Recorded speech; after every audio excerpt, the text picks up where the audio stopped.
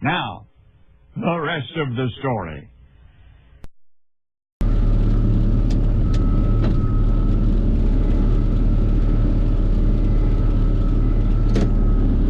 Alright, welcome back.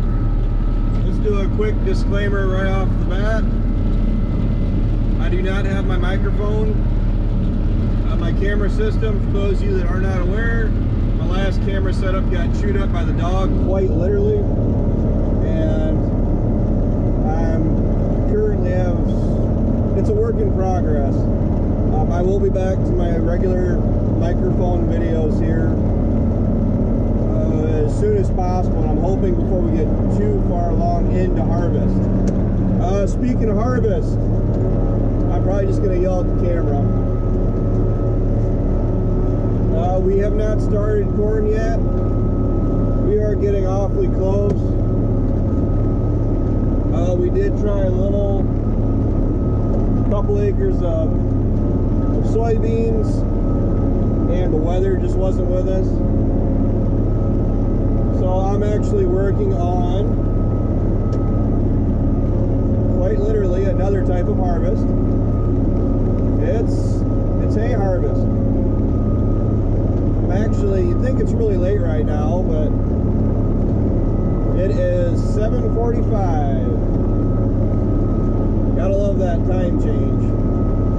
And it feels like winter right now. I mean, going from high 60s to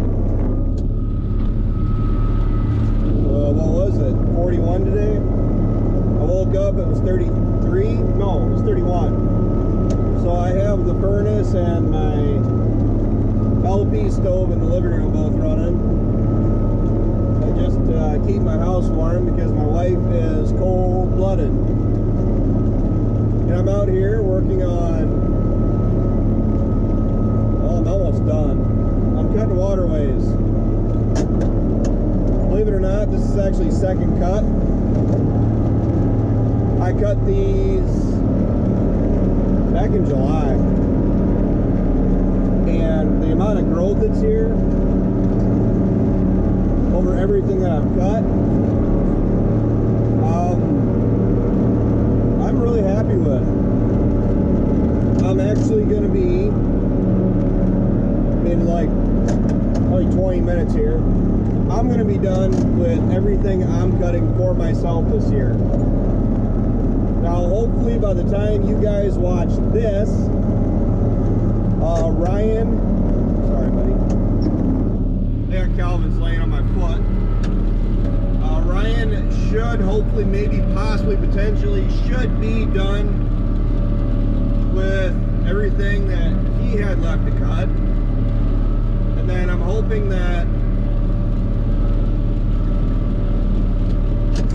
this machine behind me, if I haven't gone through and washed it, greased it, either checked the blades, flipped the blades, or whatever I'm going to do with them, this machine is going to be done for 2019. Looking forward to 2020. She needs some work. The soot clutch just beyond, it's an overrunning bearing. Never had any issues with it, other than the fact as far as engaging it after the machine has been sitting for a while. It's getting worn, something is up, and I am not planning on doing anything with it until next year. Just because it's just another several $100s. I did look up, or I did call and see how much it was going to cost. And memory serves me right, it's going to be right around 800 bucks. Well, if I can avoid putting $800 into this thing, especially when we're in corn soybean harvest, just in case something else comes up. I did put $700, yes, quite literally $700 into that wedge kit for the corn head.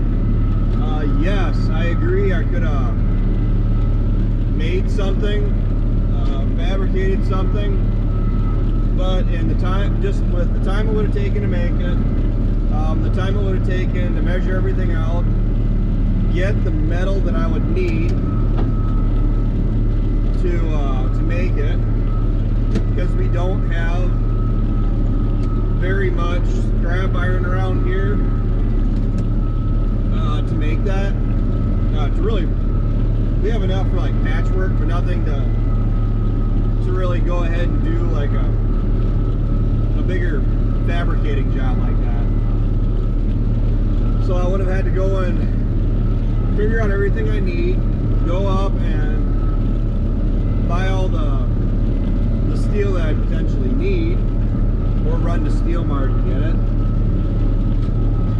and then measure everything out. Oops, sorry. It's the problem with having a dog that loves you so much. It's not a bad thing in my book, but driving here and he's tired, I get it. He had a long day. He keeps Calvin keeps putting his head across my foot. So every time I go to hit the brakes, I end up kicking the side of his head. $700 for that wedge kit. Just looking at it, I can't see that it really had done much. Am I at least going to make my money back from it? Time's going to tell. I mean, I wouldn't have put it on if I didn't think I would have made my money back on it. Because that would have been awfully silly to buy it and go backwards or sideways on that purchase. Especially when it was meant to save some dollars. So actually what the plan is here, because I don't know, everybody might be wondering what's all going on. This stuff is actually yielding a lot heavier than I thought it would. I am windrowing it. We supposedly had our frost last night that ended the growing season. Maybe it did, maybe we didn't, but at 6 o'clock this morning I wasn't seeing much for frost outside. So maybe the low-lying areas aren't that bad. But the reason I'm going through and windrowing this up, am I really expecting to really see a whole lot of awesome drying from here on out? No, I'm not. It is the middle of October. Let's just go ahead and call it what it is. I have every intention, I'm going to go through and ted this. Everything that Ryan's going to cut, I am planning on tedding. The reason for that is that I could go through and I actually learned this or relearned this just this last crop. We haven't cut hay. The last time we cut hay was over a month ago. So what I learned by doing that, because we didn't ted all of that, didn't plan on tedding all of that, is that everything I laid out flat. Granted, there was a fair amount of material there, but the tedder does a lot better job catching these windrows as they are, because they sit higher. And it does a better job of throwing the material out. As far as spreading it out, a thin layer of material or a mat of material across the ground, I still feel does a better job at drying out and shortening the amount of time it's going to take to get this material dry if you go through and ted it.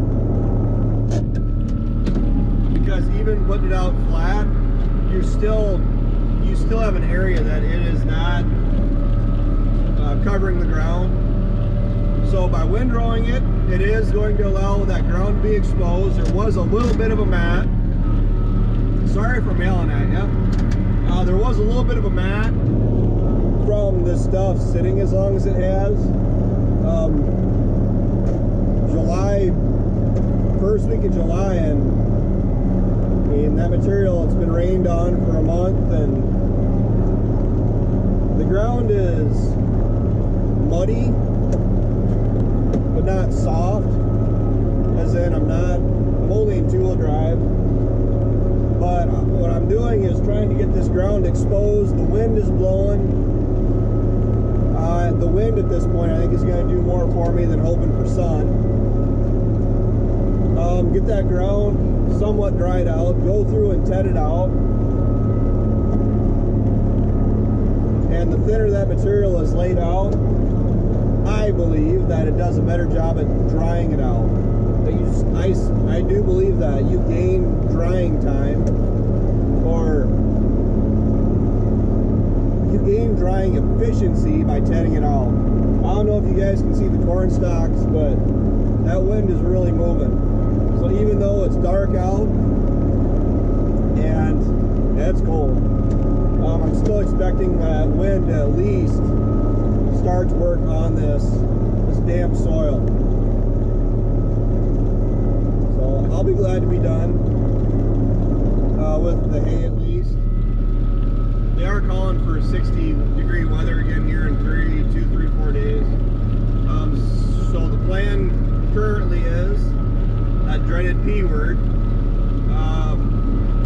Cut it. I'm going to come out and check it tomorrow afternoon.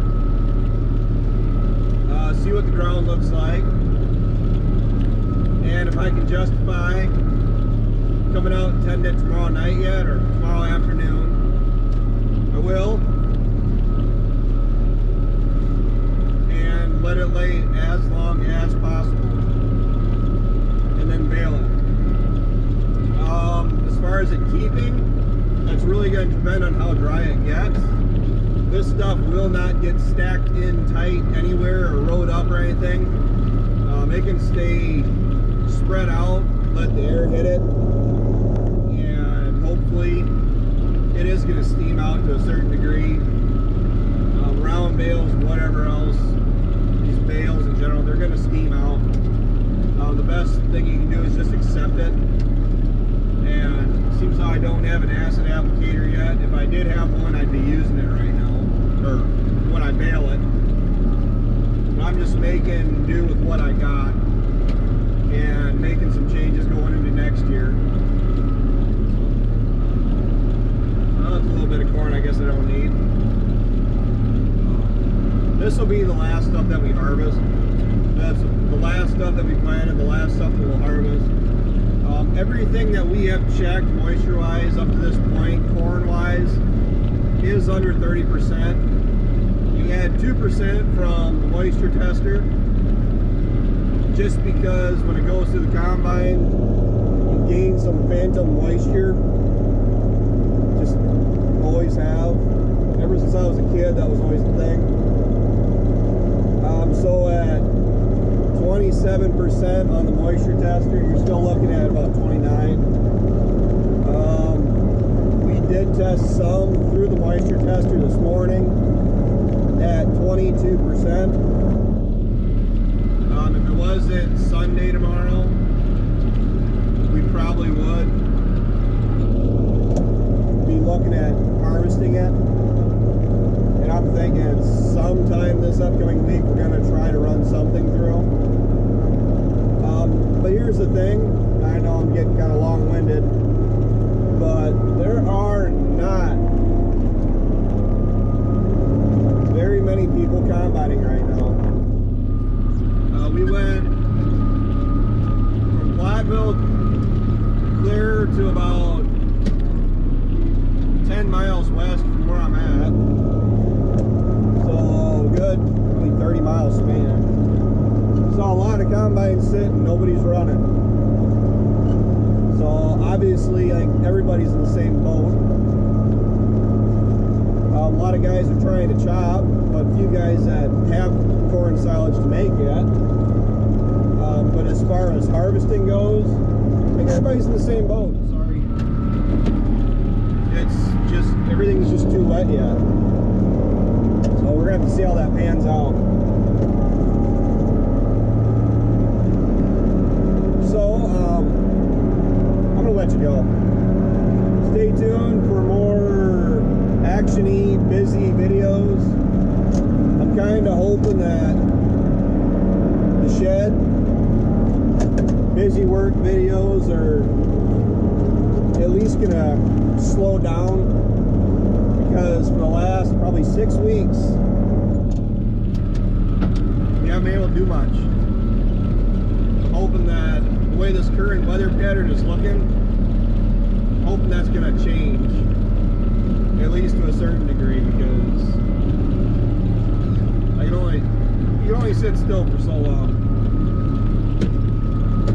But I got to drive up and back, and I'm pretty well done. It is, Brittany's waiting for me, and I told her I was going to be done 6 minutes ago. So we'll see how that turns out. Thanks for tuning in, guys. Take care, take it easy, keep in touch. Make sure you hit the like button, make sure you subscribe, and until next time, talk to you later.